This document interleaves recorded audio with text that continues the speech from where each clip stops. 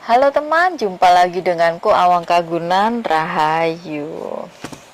Oke, kali ini aku ingin bicara tentang self talk. Orang itu sering dengar tapi juga nggak banyak yang paham. Self talk itu apa sih? Ya kalau disederhanakan ngomong karo awake dhewe. Bicara pada diri sendiri. Dan bicaranya itu yang positif ya, yang membangun. Jadi ngomong pada diri sendiri, bicara pada diri sendiri ya, dengan kalimat-kalimat positif, kalimat-kalimat yang membangun, dengan tujuan supaya kita ini menjadi lebih baik gitu ya. Jadi kalimat-kalimatnya itu harus kalimat-kalimat positif dan kalimat-kalimat membangun dan dengan tujuan yang baik. Kita itu sering ya ngomong sama diri kita sendiri, tapi nggak selalu positif. Kayak misalnya, aduh ini angel ini, itu juga self talk. Nah, ketika kita udah memberikan kalimat susah pada diri kita sendiri, ya semuanya jadi susah. Atau kadang-kadang, aduh kayak aku gak sanggup, gak iso ini, gak iso, aku gak bisa ini. Itu kalimat gak positif, dan dampak yang terjadi pada diri kita sendiri sesuai dengan kalimat yang kita ucapkan. Mantra, boleh dibilang itu mantra, mantra-mantra yang kita berikan untuk diri kita sendiri. Aku sering bilang kata adalah mantra ya, dan mantra itu bagian dari doa. Jadi kayak memberikan label, memberikan cap pada diri kita sendiri. Itu seringkali yang terjadi. Ngomong karo awake dhewe tapi sing diomong itu enggak positif. Ngomong karo awake dhewe tapi sing diomong itu tidak memberdayakan. Nah, itu bikin berat diri kita sendiri. Itu sering terjadi. Apalagi dalam kondisi yang enggak bagus ya. Itu biasanya ya isinya begitu. Keluhan-keluhan dan label-label yang tanpa mereka sadari itu mereka tempel, mereka kasih pada dirinya sendiri. Nah, self talk ini bagus, bisa digunakan sebagai treatment, bisa digunakan sebagai terapi. Aku sering begitu, sering ngomong, sering ngobrol pada diriku sendiri.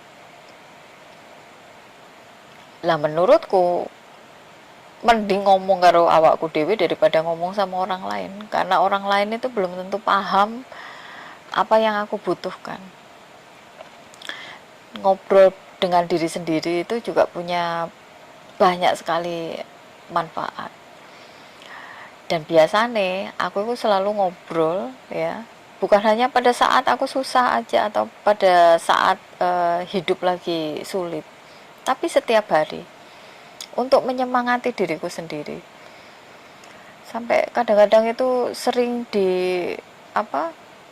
bukan diolok ya, Gilang itu sering bilang, oh ini bunda ini terlalu bangga pada dirinya sendiri. Ya iyalah, kalau bukan aku yang membangga-banggakan diriku sendiri terus sopo meneh gitu. Kalau tidak aku yang memberi penghiburan pada diriku sendiri, terus siapa lagi yang mau ngasih penghiburan? Ya tak hibur-hibur sendiri. Nah, biasanya aku ngobrol sama diriku sendiri itu seringkali pada saat aku ngaca. Ya, pada saat aku ngaca itu aku sering ngobrol pada diriku sendiri. Wah, keren kamu, Wang. Kamu itu hebat. Kamu itu keren. Atau pas kelihatan rodok manis sidik gitu, wah kamu lumayan ya ternyata, lumayan keren ya. Jadi aku hibur-hibur diriku sendiri. Kalau pas lagi dalam kondisi yang aku membutuhkan semangat, ya aku ngobrol sama diriku sendiri, ya semangat Wang.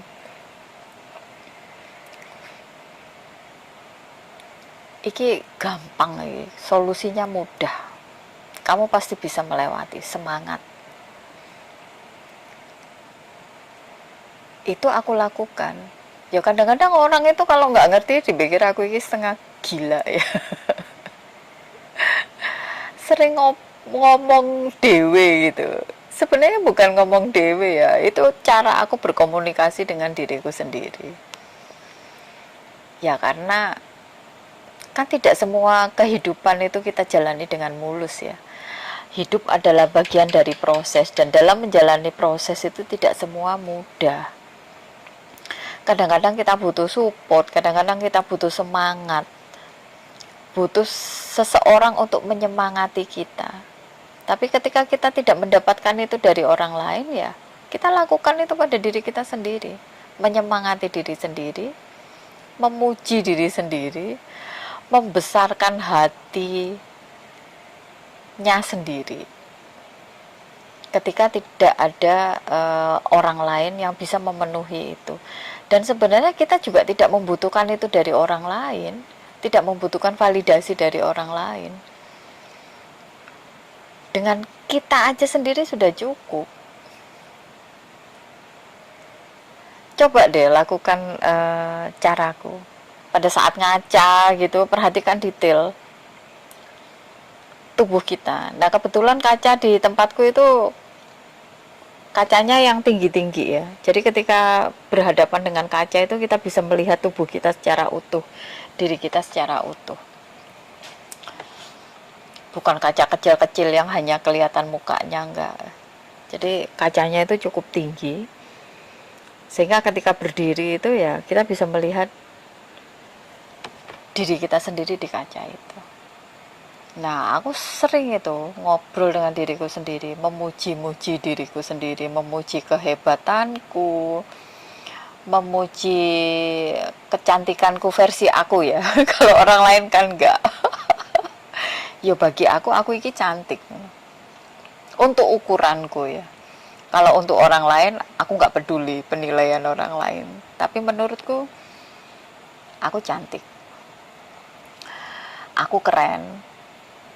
Aku bisa melewati semua fase kehidupan yang tidak mudah itu sampai dengan titik ini. Ya menurutku aku keren. Awang ini keren. Awang ini kuat. Awang ini adalah perempuan yang tough. Awang ini adalah perempuan yang mandiri. Nah, label-label itu memang sengaja aku kasih pada diriku. Segala puji, segala sanjungan itu aku kasih kepada diriku. Untuk apa? Untuk memberikan penghiburan pada diriku sendiri, supaya diriku lebih semangat dalam menjalani kehidupan, lebih happy, lebih bahagia. Coba deh kalian bisa praktek seperti apa yang setiap hari aku lakukan gitu. Nah, apa sih manfaatnya ketika kita itu sering ngobrol dengan diri kita sendiri? Apa sih manfaatnya ketika kita itu sering memberikan pujian, memberikan sanjungan kepada diri kita sendiri? Manfaatnya itu apa sih? Yang pertama, untuk menjaga kesehatan mental. Sementara orang lain yang melihat, kita dianggap seperti punya gangguan mental ya. Tapi sebenarnya enggak loh. Itu untuk menjaga kesehatan mental kita. Biar sehat, biar balance, biar seimbang. Terus yang kedua, itu bisa mengurangi gejala depresi. Karena kebanyakan orang-orang yang depresi itu karena banyak sekali penolakan-penolakan atas apa yang terjadi dalam kehidupannya.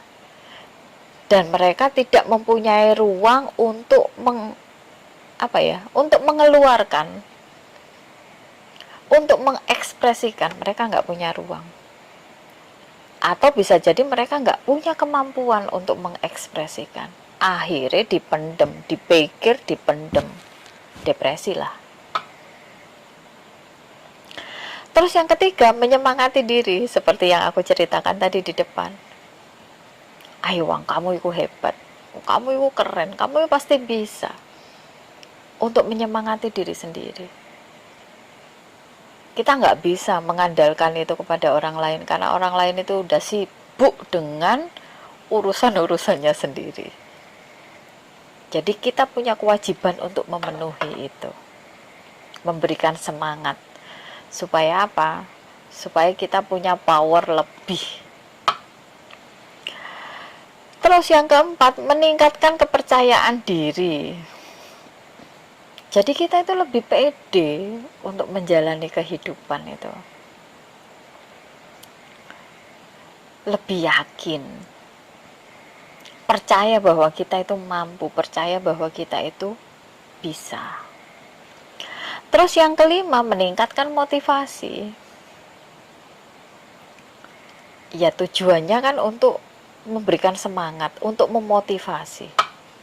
Supaya kita itu selalu berkembang, tidak berhenti di titik ini, selalu bergerak, selalu maju, selalu berkembang. Terus yang keenam, bisa menaikkan level kebahagiaan.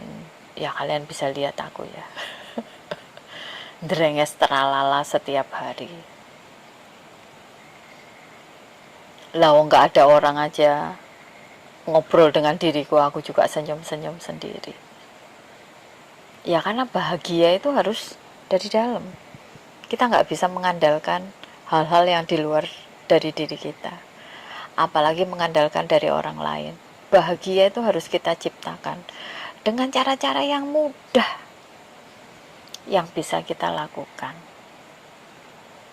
Oke, terus yang 7, bisa mengurangi rasa sakit,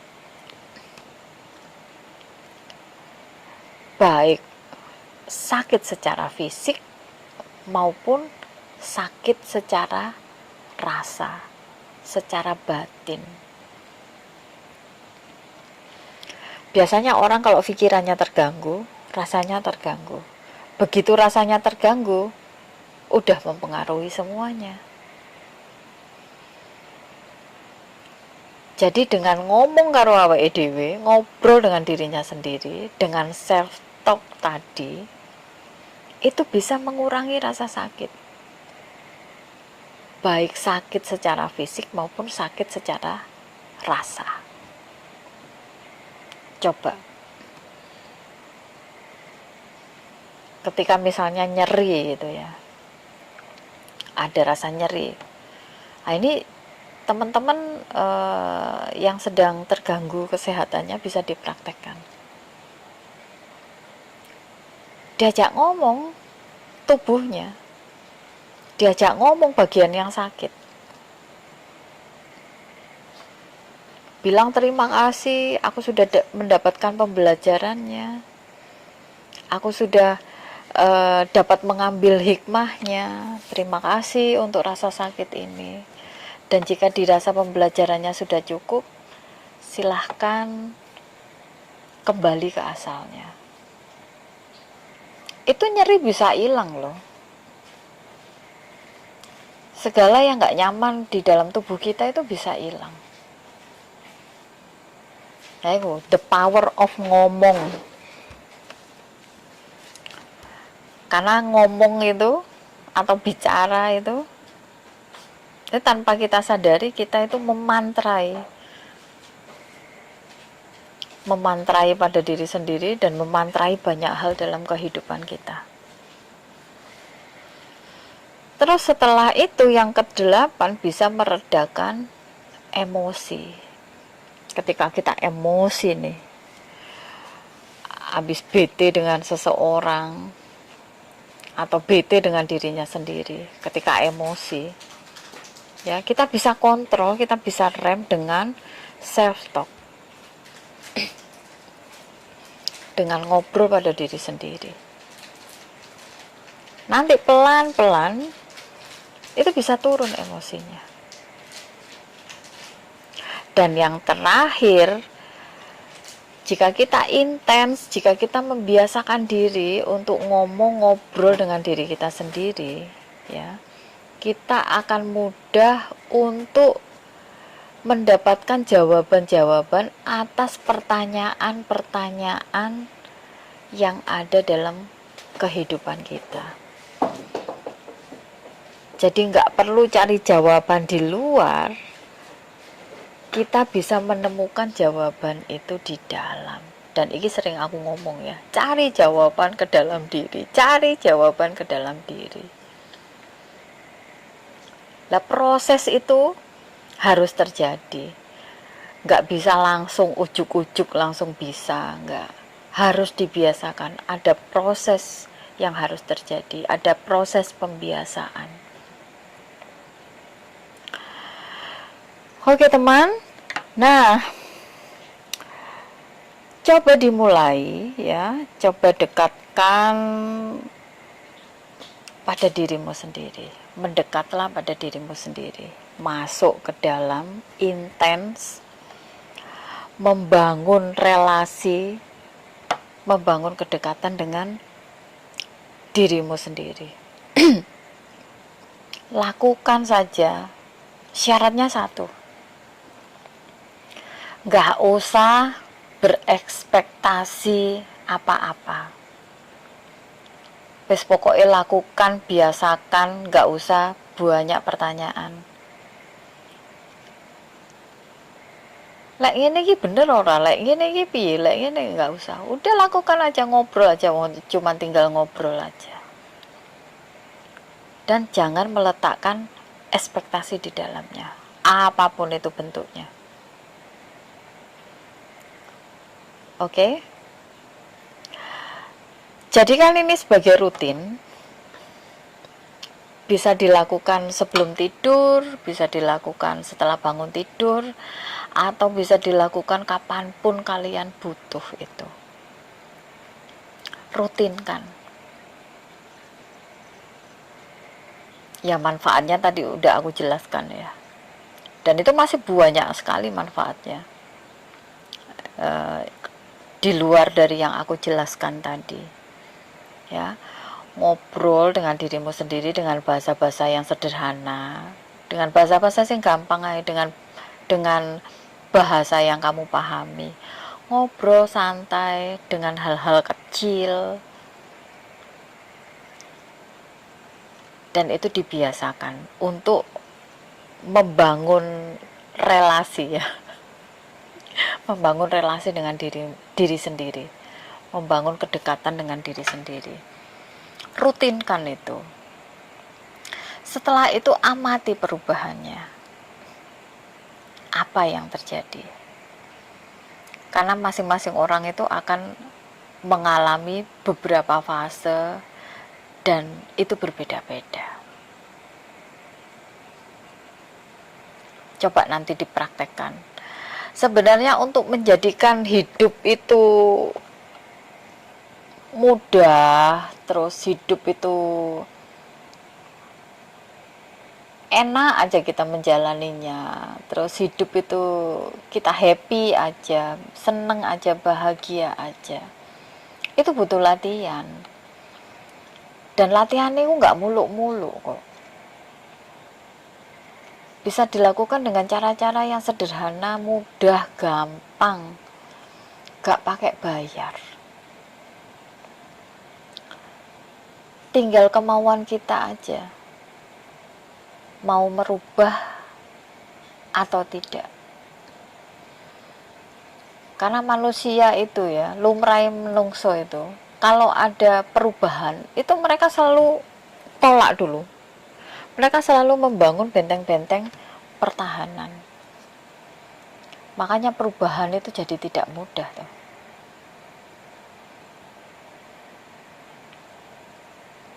Tapi justru di situ poinnya. bagaimana kita bisa mengalahkan ego-ego kita, bagaimana kita bisa mengalahkan kemalasan-kemalasan kita, dan bagaimana kita bisa menghilangkan kemustahilan-kemustahilan yang ada di dalam pikiran kita. Terima kasih banyak. Rahayu. Dadah.